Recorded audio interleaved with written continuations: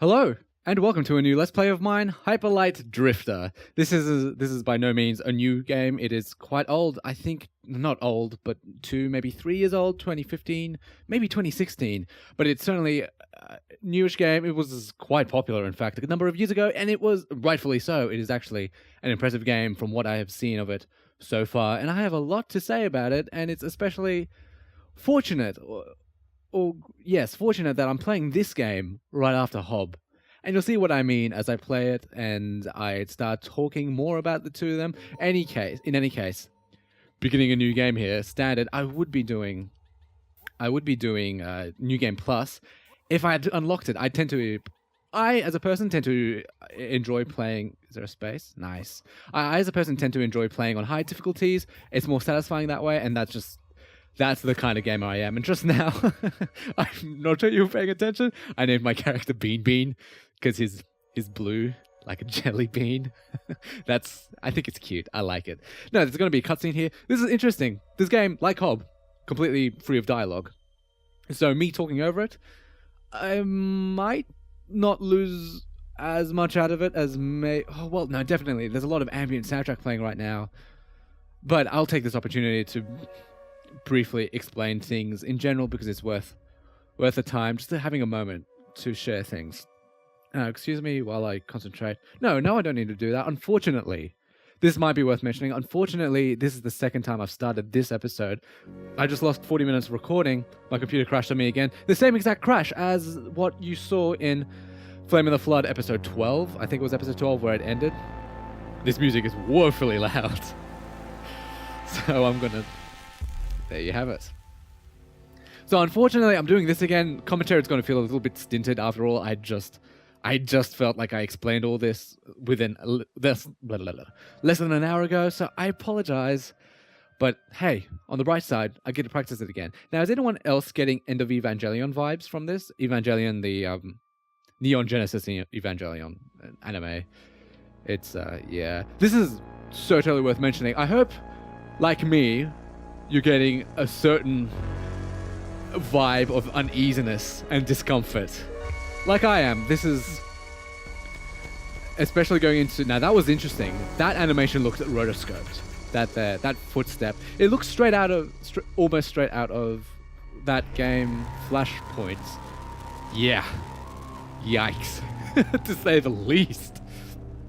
What a way to open this game. Puts its... Very intentionally so, it opens this way. The core gameplay loop the atmosphere doesn't feel anything like this. 90% of the time, it feels very chilled and relaxed, I would say. Or generally, 90% of the time. But, whoa. That is so cool. Now, this is, I suppose, giving us a motivation.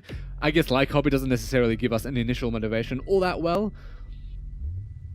I only figured out what was going on initially from reading the blurb of the game that comes with the digital copy. I feel like I'm not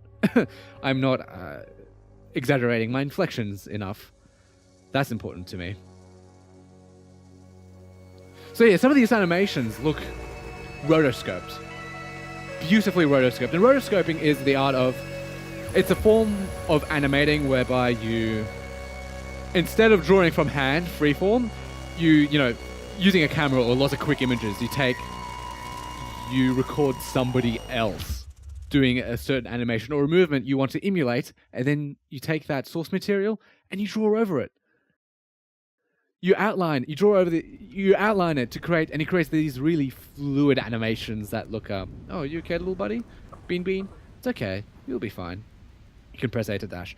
It feels very smooth animation, and frankly, I know this that Disney did a lot of rotoscoping work during some of its earlier days. For example, I know Alice in Wonderland, that was rotoscoped. There were scenes from which they actually had an actress on top of a staircase. I'm exploring now. This game is very heavily based on exploration.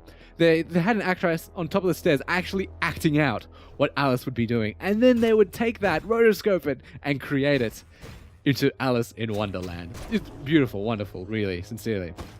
Old Disney stuff is great, even though not too long ago, I was talking about, I don't feel like Disney was necessarily has aged all that well, but let's leave that discussion for another time.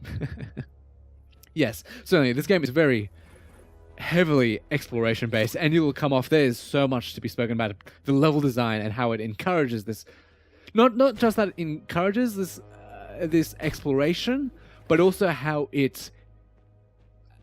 interestingly it does it. Oops, I have plenty of bullets. That worried me for a moment that I'd run out of bullets. That would be bad, I feel. No, sorry, I thought there was a secret there. I did watch, oh, hello, I forgot about you. Even though I was doing this not half an hour ago, I can't believe I've already forgotten. How shameful of me. I did actually watch a relevant GDC talk on the topic of Hyperlight Drifter level design. It was titled something along the lines of, sorry, why can't I climb up? It was titled something along the lines of applying 3D level design tips and tricks to Hyperlight Drifter, though this isn't really so much. There isn't much by way of 3D interaction. Like, I mean, you just saw just there, I jumped from a high place down to a low place. That is probably the extent to the interaction between different Z-planes. Because, Frank, I learned this from the talk, this game has engine limitations where, for example, you can't have a bridge that you cross underneath. The engine doesn't allow it. Now, this is a beautiful landscape shot. With the music on top, just, mwah, beautiful. Let us move along. Pretty, very pretty. So you can't, there are no points in the game where you can cross, for example, have a bridge that you run across and then later in the level end up crossing down underneath the bridge because of the engine limitations. The talk, I can't recommend it. There's spoilers though, and I think at least watch maybe, if you haven't played Hyperlight Drifter, if this is the first time you see, oh yeah, this is fucked up, by the way. And there's haptic feedback in this game. It's so subtle. It's just ever so slightly, it was ever so slightly shaking in my hand. That it is sincerely appreciated. Hob did haptic feedback too, but it was very blunt with it. It was very heavy, just vibrating in my hands. And I'm shaking right now. I hope that my microphone didn't pick that up. But this game, its haptic feedback is oh so subtle. That is what you want. It's, oh, I'm a sucker. I love it. I'm caressing my controller to my face because I love it so. No, in any matter, I could recommend watching the GDC talk if you've played the game before. If not, at least watch, I'd say, 2 hours of this game, of gameplay first before. Watch 2 hours of this gameplay first before I can tell you to go watch it. It's back to view. Oh, yep, this is how we get the map. I remember, I was just here, and this, this is cool. This is cute. Remember the Pokemon games, the GBA Pokemon games where you could sit in bed like this and pretend you were sleeping? I did. I used to pretend I was a good boy. Don't say that. That has some really bad connotations that come along with it, because the internet has ruined me. Oh, yep. This here, I still should be explaining. I forget that I do need to explain what's going on in this game. Teleporter. This is a teleporter. This here is the central hub area. It's both central in terms of the explorable map, as well as central in that you'll be coming back to this area. This will be explained later on in like 5 episodes, I guess. In essential that you'll be coming back here, this is your hub, you'll be collecting. Now pay attention to this little arrow sign. I just want to quickly point something off about it. Following the dogs, since there's nowhere to go really, I'm just going to follow the dog. The arrow is here again. Just something to keep in mind because I wanted to show that off in future episodes because it just saves me the trouble of having to explain things in detail. So you'll be coming back to the hub world and such. You'll be buying upgrades. So there isn't per se a leveling system. This is your currency. Collect 4 of those and you get 1 bite, I guess I'm going to call it. They look a lot like DNA. It looks like pixelated DNA. Whatever it is you were collecting. But I don't know. Is there some kind of genetic modification themes to this game? I cannot say. Oh my gosh. I have so many things I want to say because I just said them and like look how uncomfortable. Oops, careful there. I actually took damage there. I got hit. Like, look at just underneath how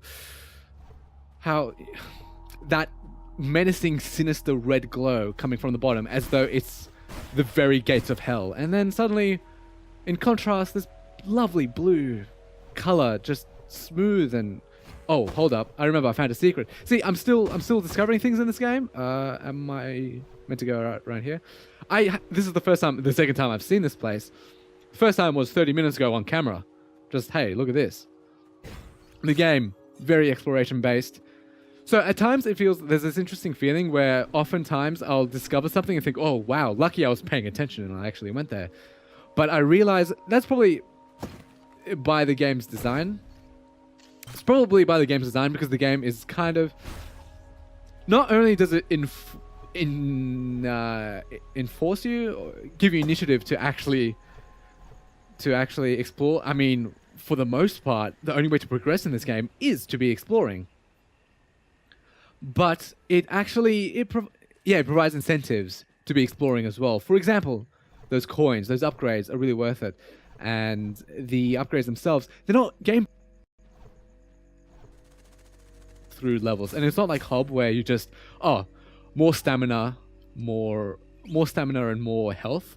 That's very bland, very generic. This is stamina and health stays constant. It is non-negotiable. So end game, early game, combat is always tense. Now see this little square on the ground just in front of me? That indicates a secret. Now that might feel, this was the last thing I was talking about. Oh, I missed. This was the last thing I was talking about before the game crashed. About, it might feel pointless. Why are you're basically putting a big gigantic arrow of, hey, look, there's a secret in this direction. It might seem like, doesn't that ruin the point of having a secret in the first place? And I would say the way this game handles it, no, it does not. In fact, it fully encourages it. Because, oh my gosh, I've got to go down there. I need to head backwards. First off, just looking around, if you pay attention to generally the art style, lots of little...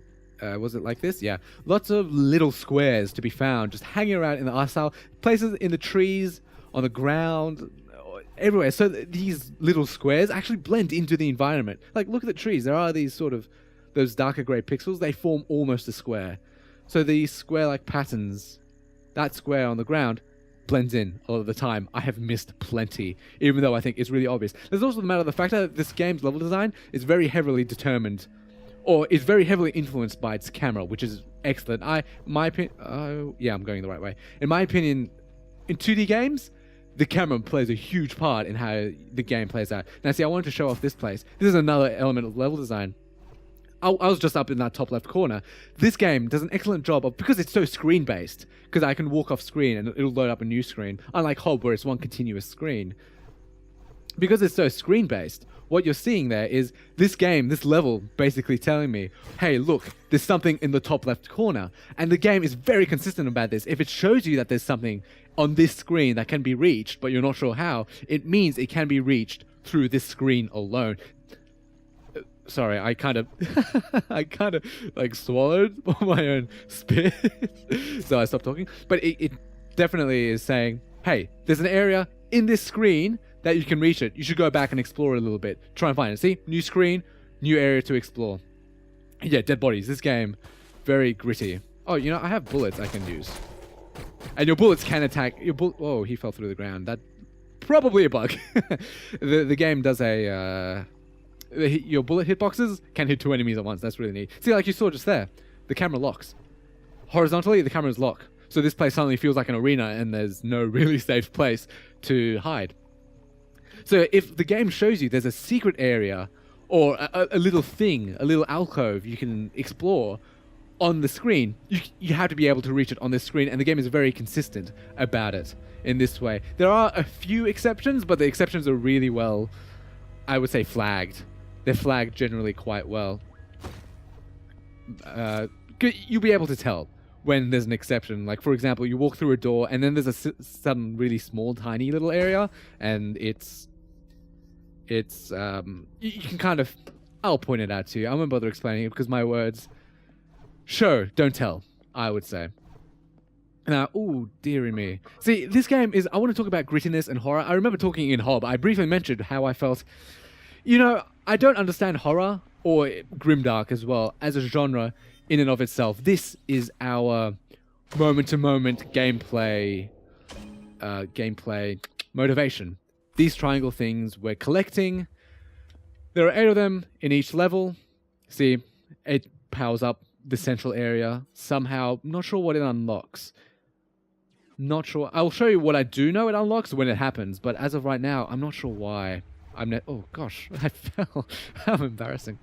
But I remember discussing, don't understand horror and grimdark, or specifically the gritty aspect of grimdark, as a genre in and of itself.